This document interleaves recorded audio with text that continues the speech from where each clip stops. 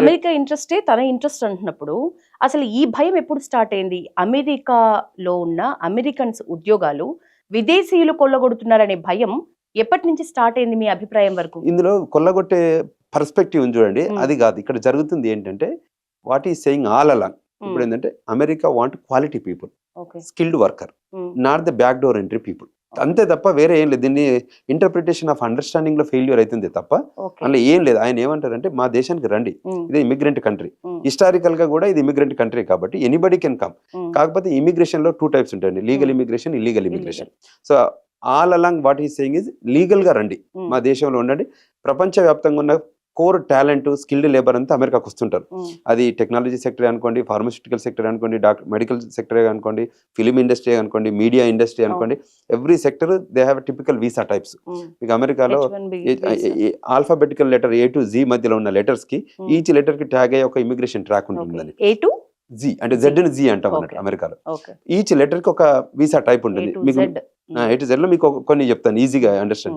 H1B మనందరికి తెలుసు, F1 తెలుసు స్టూడెంట్ కాదు, B1 B2 తెలుసు, మన వాళ్ళంతా విజిటర్ వస్తుంటారు కదా, B1 B2. తర్వాత మీడియా వాళ్ళు మీరు వస్తే I వీసా మీద వస్తారు.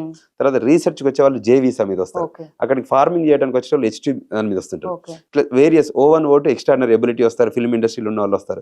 తర్వాత స్పోర్ట్స్ నుంచి వచ్చే వాళ్ళు వస్తారు, అంటే ఫిల్మ్ యాక్టర్స్, పెర్ఫార్మెన్స్ P3 అంటారు, అంటే 2 స్టేజ్ షోలు, డాన్సర్లు అట్లా. తర్వాత పూజారులు వచ్చి పూజ చేయడానికి టెంపుల్లో వస్తారు కదా, దాన్ని రిలీజియస్ వీసా R1 అంటారు. అంటే మీకు అర్థమవుతుంది, సిమిలర్ లైన్ లో every line there is a visa type and there is a dependence also.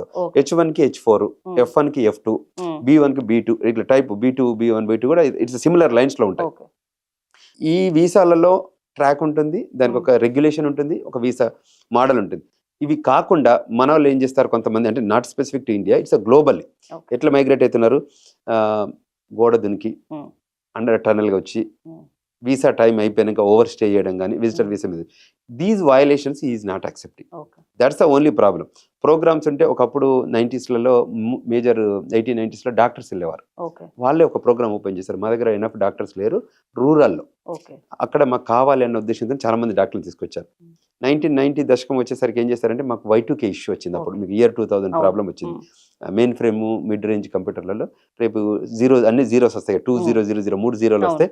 Date ప్రాబ్లంతో ఏం జరగబోతుందన్న ఉద్దేశంతో టు ఫిక్స్ దట్ ప్రాబ్లం, అప్పుడు మెయిన్ ఫ్రేమ్ ఇష్యూ వచ్చినప్పుడు చాలా మంది వరల్డ్ వైడ్ టెక్నాలజీ పీపుల్ తీసుకొచ్చారు. అప్పుడు H1Bలో 2,25,000 వీసాలు ఉండేది, 2,25,000. సో అది తగ్గుకుంటూ ఇప్పుడు 65 రెగ్యులర్ అయింది, 20,000 మాస్టర్స్ కోట అయింది. సో అప్పుడు ఓపెన్ చేశారు, అంటే వాళ్ళ కంట్రీకి నీడ్స్ ఉండేటట్టు అక్కడ డిపార్ట్మెంట్ ఆఫ్ లేబర్ ఉంటుందండి. వాళ్ళు ఏం చేస్తారు, ఎవ్రీ మంత్ మీటింగ్ పెట్టుకుంటారు, పెట్టి రిలీజ్ చేస్తారు. ఈ పర్టికులర్ సెక్టర్ లో మనకు స్కేర్సిటీ ఉంది ఎంప్లాయ్మెంట్, దీనికోసం మనం ఒక ప్రోగ్రామ్ ఓపెన్ చేయాలి అంటే, అప్పుడు department of homeland security, department of state integrate అయ్యి ఒక వీసా ప్రోగ్రాము, ఒక incoming skilled labour program create చేస్తుంటారు. సో హిస్టారికల్ గా H1 కానీ మన F1 కానీ ఎప్పటిదో కొత్తగా, అందులో కొత్తగా మేజర్ గా చేంజ్ ఏం చేయలేదు. కాకపోతే ఏంటంటే, ఇప్పుడు స్టూడెంట్ వీసా మీద మనకు ఆ కంట్రీకి వచ్చేవాళ్ళు, మీరు 20 hours ఆథరైజ్డ్ వర్క్ ఉంటుంది. అది కాకుండా మన వాళ్ళు ఏం చేస్తున్నారు, అనాథరైజ్డ్ వర్క్, ఈ గ్యాస్ స్టేషన్లు, గ్రాసరీ స్టోర్లు, లిక్కర్ స్టోర్లు ఇవన్నిట్లో వెళ్ళి పనిచేస్తుంది, which is against to the immigration nationality act rules ప్రకారం. సో ఇది మనం కంట్రీకి వెళ్లే ముందు ఇక్కడ కాన్సులర్ ఆఫీస్ ఉంటుంది కదా హైదరాబాద్ లో, మన కాన్సులేట్, అక్కడ వీసా ఇంటర్వ్యూలో చెప్తాం ఏంటంటే, మేము అమెరికా వెళ్ళి మళ్ళీ వెనకకు వస్తాము, ఓన్లీ చదువుకోవడానికి వెళ్తున్నాము, ఇక్కడ నుంచే డబ్బు తీసుకెళ్ళి అక్కడ చదువుకోవడానికి పెడతాము అన్న ఒక చూపించి వీసా తీసుకుంటాం. మనం అక్కడ వెళ్ళి ఏం చేస్తున్నాము, అక్కడే డబ్బు రేజ్ చేసుకొని పని చేసి, ఇది నాన్ టాక్సబుల్ మనీ.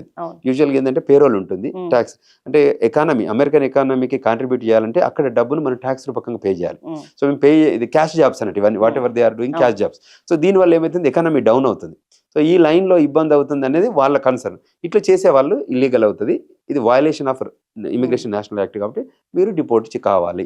ఇది స్ట్రేట్ రూలే కదా, మన ఏ కంట్రీ అయినా మన వీసా రెగ్యులేషన్స్ ఫాలో కాకపోతే, పాలసీస్ ఫాలో కాకపోతే ఏం చేస్తారు, వాళ్ళని వెనకకు పంపించేస్తారు. సో ఎవరు భయపడాలంటారు ఇప్పుడు, ఫాలో కాని వాళ్ళు భయపడాలి. అట్లే అంటే లీగల్ గా వెళ్ళాలనుకునే వాళ్ళు, మీరు అన్నట్టు గోడ దూకి వెళ్ళాలనుకునే వాళ్ళు భయపడాలి తప్ప మిగతా అసలు ఎవరికి ఏ ఎఫెక్ట్ లేదంటారు. ఎఫెక్ట్ లేదు. అంటే నేను అమెరికన్ రెగ్యులేషన్స్ లో మనం కమిట్ అయ్యి మనం ఏదైతే అగ్రి అయ్యామో అవి నేను ఫాలో అవుతా అంటే నేను వరి కావాల్సిన అవసరం లేదు, నేను బ్రీచ్ చేస్తా అంటే నేను భయపడాల్సి వస్తుంది. అది ఎక్కడో దగ్గర దొరికిపోతాం. ఇప్పుడు ఇది ఉంటది కదండి ఆ రెగ్యులేషన్ పాలసీలలో, మనం నేను వయలేట్ చేస్తాను అన్న అనుకోండి, ఇవాళ కాకపోయినా this is digital age, so traceability easy, so you cannot escape from it. So అంచేత డిజిటల్ ఏజ్ లో you will get find somewhere. ఒకటే మనోళ్ళు బయటకు వెళ్ళి ఇండియాకి వస్తారు కదా ఏదో టైంలో, మళ్ళీ లోపలికి వస్తారు కదా, వచ్చినప్పుడు పట్టుకుంటున్నారు.